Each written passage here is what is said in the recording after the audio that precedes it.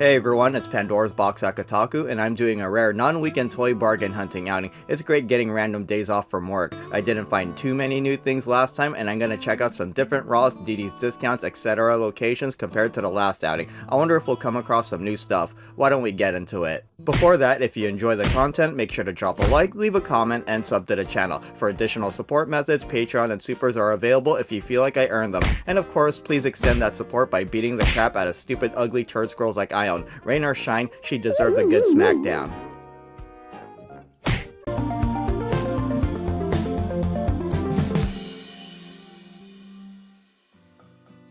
Whether it's destroying that turd squirrel I own or finding deals, they will proceed rain or shine, and our first stop of the day is Ross. What a surprise. I haven't been to this Ross in a minute, and right off the bat, I'm not seeing anything new, but we just started and I'm sure we'll find something. I saw this during the previous outing, which was the day before this one, and I guess I forgot already. The powers that be must be trying to get me to buy that Flock 90s Coca-Cola polar bear, but I'm good. We got a Shinky Funko Pop reduced half off to 249 cents. Drop that another $2 and maybe I'll bite. I already saw this Islandfish Jasconius as I did this Panel Spectacle Sasuke Uchiha. Are any of you paying the 20 clan price tag for that? I'm not. I know I saw this memorable Saga Sagebo Naruto before, but I think the footage ended up on the cutting room floor somehow. There's some Turtles of Grayskull action figures here as well, but unfortunately, none of them are new. It's Ninjor and Clampchamp again. It was awesome seeing them for the first few times, but now they're old over 10. Speaking of old over 10, we once again have a total anime action figure of Dobby from MHA, and in case you missed it before,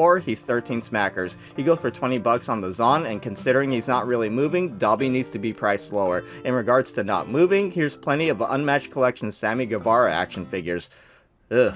I think we've seen all there is to see on this end cap, so let's check out the shelves. This Ross probably has one of the smallest dedicated toy sections out of all the Ross stores I go to. It's literally only both sides of this section. So far it's not looking too good. That Solid Edgeworks metal cooler is pretty old news as well, and the price tag is gone. I looked everywhere and I didn't see it, so I wasn't going crazy. Last I remember, the price was 2,200 pennies, and that is no good. You gotta love these bootleg-ass Transformers, especially when they're obviously ripping off the color schemes of popular ones like Optimus Prime and Bumblebee. I haven't seen one of these in a while. It's an Otherworlder plus Rimuru Tempest figure. It was 150 dimes, but sadly it's 80 quarters now. Why though? Slime isn't even on the same level of popularity as One Piece, Naruto, nor Dragon Ball. Oh well, let's move on to... well... absolutely nothing significant nor new. This was the same Ross where I found that rather nice Glitter and Glamour's Mirko figure, and that was back in June. It's been a real slog trying to find anything good at this Ross since. It's just been a bunch of junk toy cars here, and the other side just has a bunch of girls' toys. As for this Hisoka figure by Abastyle, it's not a deal at 40 Kennedys. This went for 13 Sacagaweas during the summer, so yeah, it's a crappy price. Speaking of craptacular prices, this Kurama figure had a 1 Jackson price tag on it, but it was supposed to be 4 Jeffersons. I think someone did a price tag switcheroo return with a more expensive figure. Either that or a Ross employee royally screwed up. If you see this for 2 Hamiltons at your store, don't buy it. Let's get out of here and head over to DD's discounts. I haven't been here in a minute. I found some good stuff at the store many times, but it's been rather dry for a while, which is why I don't go as often anymore. Something at the far left of the shelf where I typically don't go caught my eye, and it's some Builder Squishmallow sets. The first one having one of my favorite Squishmallows, Avery the Duck, even though I don't own a single Squishmallow of him.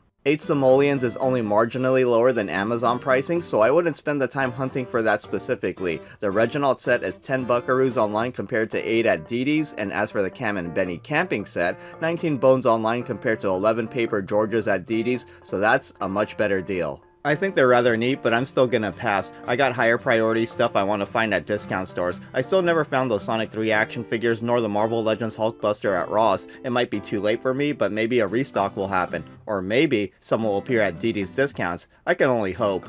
The stock was paltry to say at the very least, and there was nothing worth highlighting on this end cap. Well, maybe except for this Bendy action figure, which I've occasionally seen at discount stores over the past few months. The price fluctuates for this as well. I feel like it was $6 or $7 at some point, but now we're looking at $8. And look at who it is again, the 3-time in-and-out first-timer, the guy who John Cena sold his soul to for a WrestleMania angle, only for the guy to dip out and completely ruin Cena's heel turn.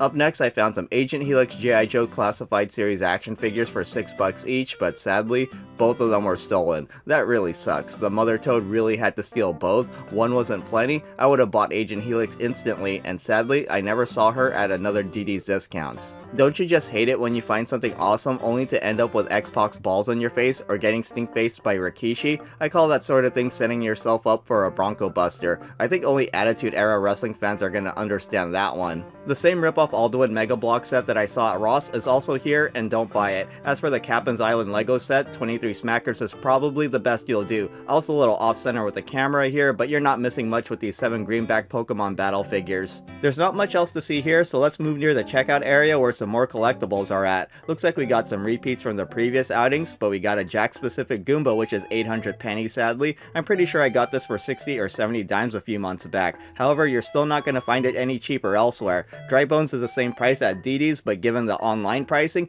maybe getting it for 32 quarters ain't so bad. The new Rainbow Vibes Hello Kitty and Friends 2-packs are still here. I got a full set of a previous series, so no need to collect more of them. And here's another 5 Guys at Freddy's Funko Snap set featuring Montgomery Burns and Gramlock Chica for 20 Kennedys. I've seen enough of Moby D and the Not Labubu Mochi Monsters. What else do we got here? Simpsons Family Multi-Pack, more One Piece, Sanrio Figure 2-packs, Dragon Ball Z, off-brand Play-Doh, and what the hell is Sophie 16? Never mind that, we got some more Hello Kitty plushie and candy bundles, and this location has some of the larger sized ones. These are more to my liking, and 10 Sacagaweas ain't bad at all. Alas, I ended up passing, but if I come back here and they're still around, I'll get one. Nothing else to see here, but on my way out, I did find a temporary display with some more Animu figures on it, and pretty much everything on its old news. Naruto, Pokemon, Dragon Ball, One Piece, etc. It's all things that have been recently seen on the channel. If you're new here, it may seem like I'm ignoring a lot of stuff, but more likely than not, it was covered in a recent outing. If I kept highlighting repeat stuff, then all of my outings would be exactly the same, and that's boring. Or at least, more boring than whatever you're watching now. I saw this Midoriya figure several weeks ago, and I think enough time passed for me to cover it again. This Grimjaw... I'm not even gonna try saying that Funko Pop is a DD's Discounts first timer, and shockingly, it's only half a Hamilton. No anime tax on that Funko Pop. Hey man, you're too much in a hurry. I wasn't even done talking and you already cut to the next stop, which is Ross. And I'll preface this location by telling you, the viewer, it was somewhat of a disaster. This end cap was rather blah, and I've been seeing these Marvel-themed Rubik's Cubes at discount stores lately. I'm an Iron Man enjoyer, but even I wouldn't get that. Usually, I'm able to find at least one new interesting thing hanging off those hooks, but today wasn't the day. There wasn't even anything good buried under all the rubble down low. This is all repeat stuff that I passed on, and hopefully, there's something good on the shelves. But wait, didn't I already say the store was a disaster? Oh well, I'm still waiting for these to get some kind of price drop. 17 buckaroos is too high, and I think the most I'm willing to pay for that action figure is 6 Jeffersons. The rest of the stuff on the shelf was just a mishmash of things that frankly weren't all that great as well. Yeah, there were some anime figures sprinkled in at certain spots, but they're too recent to highlight. The other shelf in this aisle was pretty much the same deal, and one thing that really annoys me about this particular Ross is they have a penchant for leaving these blue bins out, completely obscuring the shelves and making it difficult to see what's on them. If you think that's a pain in the ass, which it definitely is, wait until we get to the toy shelves in the back, but we gotta clear these shelves before doing that. And... yeah, nothing much going on there, and the same goes for here. Let's move on. So look at all these blue bins. They're all empty and they're completely blocking the rear shelf, which is full of merchandise. I'm not a business savvy person, but I'm pretty sure it's not a good idea to make merchandise harder to access. And no, I'm not referencing businesses putting their merch behind lock and key to deter shoplifting. That's a whole different beast. So I moved one of the bins out of the way, and look at all the stuff we couldn't see otherwise. Sure, it's not really knocking anyone's socks off, but what if it was all the good stuff? The aisles are so narrow, and when I moved one of the empty bins, I already had a bunch of employees walking past, making things even more crowded. So that's another thing, the toy section is already hella cramped, so why have these things in the way? Also, they're freaking empty. I could understand if they're full of merch to put out, but they are literally bone dry. Why can't this crap go back in the back? If any Ross employee, current or former, is watching, please enlighten me, because this makes zero sense. Okay, sorry, I think it's time to stop with the crash out. We're roughly halfway through this weekday toy bargain hunting outing. If you're enjoying yourselves, make sure to slap me with a like and sub, and hype up the video to bring forth the good luck. Thank you for keeping me company, and I hope you all stick around till the end. These authentic Transformers maintain an occasional presence at discount stores, but I believe they've slightly gone up in price like the rest of the Transformers merch. There's no tag on that one, but I believe they're now 7 bones when they are 1 paper George less not too long ago. All there's left to see is this Q-Posket Shingeki no Kyojin Eren Yeager at the usual price of $13, and a 4-inch classic Sonic the Hedgehog Jack-specific action figure. Like the counterpart Mario action figures, these went up to $8 as well. There's too many classic Sonics like this, so that's an easy pass. That's pretty much it for this Ross, and it's time to teleport to the next Ross. It's real handy when you have access to Mark and Recall. I gotta say, while it's still slightly messy, this Ross is far more organized than any of my other usual stores for this time of the year. For one, the shelves aren't jam-packed to the point that moving something is gonna cause an avalanche. Gotta give some brownie points for that. And for two, there's not really stuff piling on the floor. Yet. Though it's only a matter of time before that happens. See, there's only one thing there, but the keywords being one thing. Unfortunately, despite the large population on the shelves, there's not much going on. The Game of Life Giant Edition? I never played a Game of Life during my whole life. I'm too busy living my life to play pretend life unless it's in video game form. This section was really the only messy part of the store, and for raw standards during the holiday season, it wasn't bad. You know what, there wasn't anything going on here, so we'll cut this short. All of the collector stuff was actually consolidated in one area of the expanded toy section. See, look at all of that. If you're seeing my toy bargain hunting outing videos for the first time, discount stores like Ross do sell collectibles and usually sell them for great prices. More often than not, you can nab yourselves a Star Wars Black Series action figure for 6 smackers. Another thing to tell you if you're new to toy bargain hunting at discount stores, get used to knocking stuff over without trying and crap falling over in general, especially during red table season. We've got a nice assortment of holy crap, I've never seen Chopper without a hat. I didn't realize he was a baldy. Bro's looking balder than Asmongold. We saw Jey Uso last time, and behind him is Seth Franklin Rollins. I don't think they're worth 12 clams, even though that's still the lowest price I've seen for them. There's still all sorts of goodness, and since the merch you're seeing isn't moving fast, you got time to think about it if you're on the fence. Now we're at TJ Mid, and while they tend to sell a lot of crap that has an as seen on TV vibe, there are some collectibles here. Too bad none of it's worth looking at right now, so we're moving on to Burlington. It's been a while since I last saw anything noteworthy at this location. The shelves are looking rather full, but it doesn't seem as jam-packed as my regular Burlington stop. Oh god, not these again. Haven't we seen enough of this Dragon Ball Super garbage? With how freaking common these things are, they should be sub 1,000 pennies. They're never gonna move. Seeing that Broly gives me a bad feeling as to what we'll eventually encounter. You can see the plushie section in the distance, and at least it's neat. There's no massacre of plushies on the floor, and there's enough Kirby's to make a pile. Not an Emeru style pile, but a pile nonetheless. Ah, damn it, I knew this was gonna happen. We simply can't escape from these Dragon Ball Super Dragon Stars action figures. Get out of my life already. Go away. You're still the same cost you were before sucker prices were implemented at Ross earlier this year.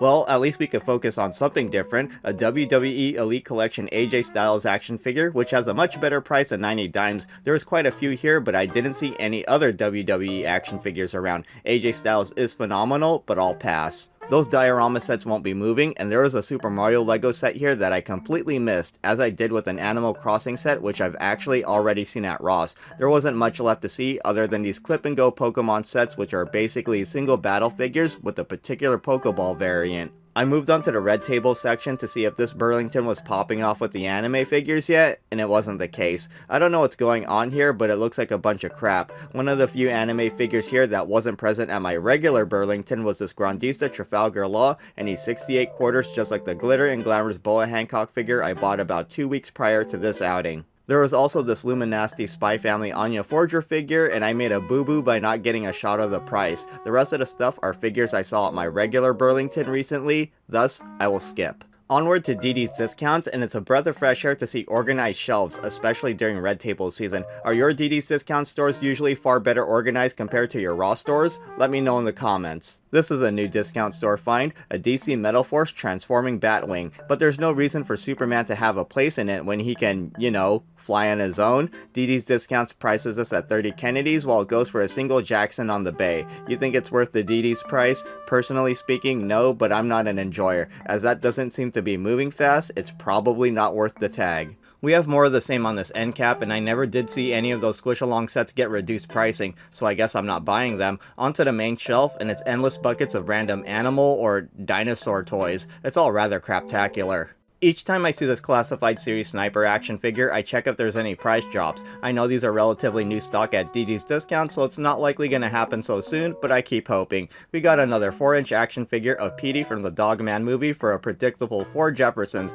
I noticed pretty much all of the 4-inch Jack-specific action figures are 8 Sacagaweas at both Ross and DD's discounts right now, whether it's Mario, Sonic, Simpsons, or whoever else. So far, DD's discounts hasn't really been all that great during Red Table season. The only thing I bought over the past few weeks was a Halloween Squishmallow. Well, if that Fortnite Skull Squad 4-pack wasn't opened, I would've bought it. The plushie section here wasn't even mid, and we got so many freaking Turtles of Grayskull Clamchamp action figures. How has he not gone on clearance yet? This end cap was pretty crappy too, and before we clear out of here, I gotta check the shelves one more time. I haven't peeled back the front layers, so maybe there's something hidden here. As you can see, that is a lot of total anime action figures. They haven't got quite to the Dragon Ball Super Dragon Stars action figures level yet, but they could get there. And whoa, it turns out the total anime crowd was hiding something. It's a G.I. Joe Classified Series Mad Marauder Sergeant Slaughter, and it's a fairly decent 8 buckaroos. It's not the lowest I've seen for the Classified Series, but I'm still going for it.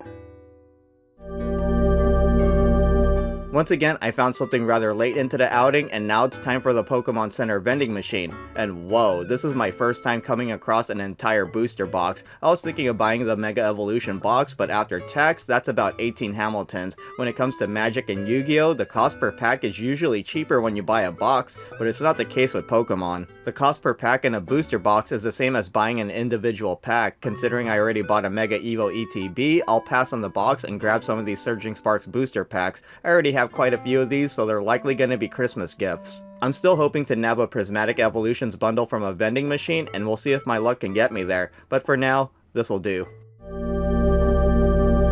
We're done here, so let's move on to the final stop of the day, Marshall's, and they're doing things a little different. There's no such thing as red table season here, because there are no red tables. Marshall's does blue tables, so I guess we're going with blue table season. The different colors don't mean anything though. As far as I can tell, there's not much relevant to the collector, and I'm mostly seeing the usual discount store slop like the RC cars. But if you're into Hot Wheels, there's a ton of that stuff here, so if you happen to be near a Marshall's, check out their toy section. So now I've seen Isabel's house visit set at all of the discount stores. Marshall's has it priced at $32, while Ross is at 30 bucks. I miss what Burlington sells it for, but I'll make sure to check if I see one again. That's pretty much it for the blue tables, but there are a few more things on the shelves. One thing that's been making their way to discount stores are blind boxes. We got Leela's Chef Kitten, and these have been available at Target. These were clearly inspired by Pop Mart's Labubu, and one way you could tell the plush blind box market is crashing is when you start to see the pretenders and competitors to the top dog end up at discount stores. I don't think we'll ever see Labubus end up at places like this though. Marshall's is selling these for 15 greenbacks, and Target normally sells them for 25 smackers. I have no interest in Leela's Chef Kitten, so it goes back and we bring the hunt to a close. It was a very modest haul, and that was expected with an impromptu hunt that came only a day after the previous one. I'm still happy with what I got. Both the action figure collector and pro wrestling enjoyer are thoroughly satisfied.